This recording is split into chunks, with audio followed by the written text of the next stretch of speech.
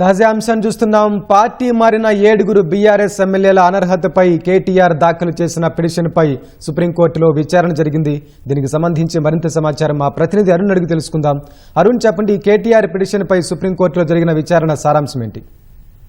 Party మారినటువంటి ఎమ్మెల్యేల వ్యవహారంలో బీఆర్ఎస్ న్యాయ పోరాటాన్ని కొనసాగిస్తోంది. ఇప్పటికే 4 పిటిషన్లు దాఖలు చేసిన 3 ఎమ్మెల్యేలు, కడియం శ్రీహరి, ఆయనతో పాటు మరో 3 ఎమ్మెల్యేలకు సంబంధించిన హైకోర్టు ఇచ్చినటువంటి తీర్పును సుప్రీంకోర్టులో సవాలు చేసినటువంటి బీఆర్ఎస్ ఆ తర్వాత హైకోర్టు తీర్పును, అనర్హత వ్యవహారంలో హైకోర్టు ఇచ్చినటువంటి తీర్పును అమలు చేయడం లేదు కాబట్టి దాన్ని అమలు చేసేలా దిశానిర్దేశం చేయాలి అంటూ పాడి కౌశిక్ మరో పిటిషన్ దాఖలు చేశారు. ఈ రోజు 7 పార్టీ మారినటువంటి ఎమ్మెల్యేలు, 3 ఎమ్మెల్యేల పైన హైకోర్టు ఇచ్చినటువంటి తీర్పు అమలు చేయలేదని చెప్పి కేపీ వివేకానంద గౌడ్ దాఖలు చేసినటువంటి పిటిషన్ తో పాటు మరో పిటిషన్ 7 ఎమ్మెల్యేలపై అనర్హత వేటు వేసేలా చర్యలు తీసుకోవాలని, పార్టీ మారినటువంటి వారిపై ఎట్టి పరిస్థితుల్లో చర్యలు ఉండాల్సిందే అని చెప్పి కోరుతూ, అందుకు తగిన ఆదేశాలు ఇవ్వాలని కోరుతూ పార్టీ కార్యనిర్వాహక అధ్యక్షుడిగా ఉన్నటువంటి కేటీఆర్ సుప్రీంకోర్టులో పిటిషన్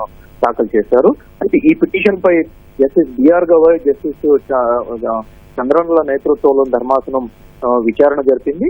అయితే కేటీఆర్ తరఫు న్యాయవాదే దీంతో పాటు గతంలో కూడా ఇదే వ్యవహారం పైన మరికొన్ని పిటిషన్లు దాఖలయ్యాయి, ఆ పిటిషన్లకు 10వ తేదీన విచారణకు వస్తున్నాయని చెప్పి కేటీఆర్ తరఫు న్యాయవాదే చెప్పడంతో ఆ పిటిషన్లతో కలిపే ఈ పిటిషన్ కూడా, అంటే కేటీఆర్ దాఖలు చేసినటువంటి పిటిషన్ కూడా విచారణ చేపడతాము అని చెప్పి జస్టిస్ బిఆర్ గవాయ్ నేతృత్వంలో ధర్మాసనం స్పష్టం చేసింది.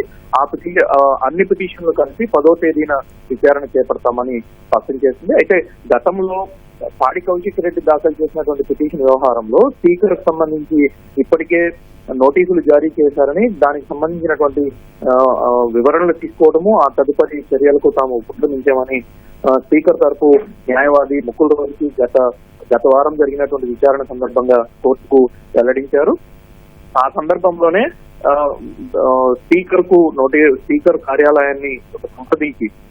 కార్యాలయంతో సంప్రదించి ఎన్ని రోజుల్లో చర్యలు తీసుకుంటారు, ఈ ప్రక్రియ మొత్తం ఎన్ని రోజుల్లో పూర్తి చేస్తారో చెప్పాలి అని చెప్పి వారం రోజులు గడువు విధించారు. సో ఆ నేపథ్యంలోనే ఇప్పుడు తాజాగా కేటీఆర్ పిటిషన్ దాఖలైంది. కేటీఆర్ పిటిషన్ కూడా గతంలో కడియం శ్రీహరి, దానం నాగేందర్ వీళ్లతో పాటు దాఖలైనటువంటి పిటిషన్లకు, దాంతో పాటుగా పాడి కౌశిక్ రెడ్డి దాఖలు చేసినటువంటి పిటిషను, ఇప్పుడు తాజాగా కేటీఆర్ దాఖలు చేసినటువంటి 4 పిటిషన్లు కలిపి ఒకేసారి వాదనలు వింటాము అని చెప్పి జస్టిస్ ధర్మాసనం తేల్చి వెంకటేష్. ధన్యవాదాలు అరుణ్.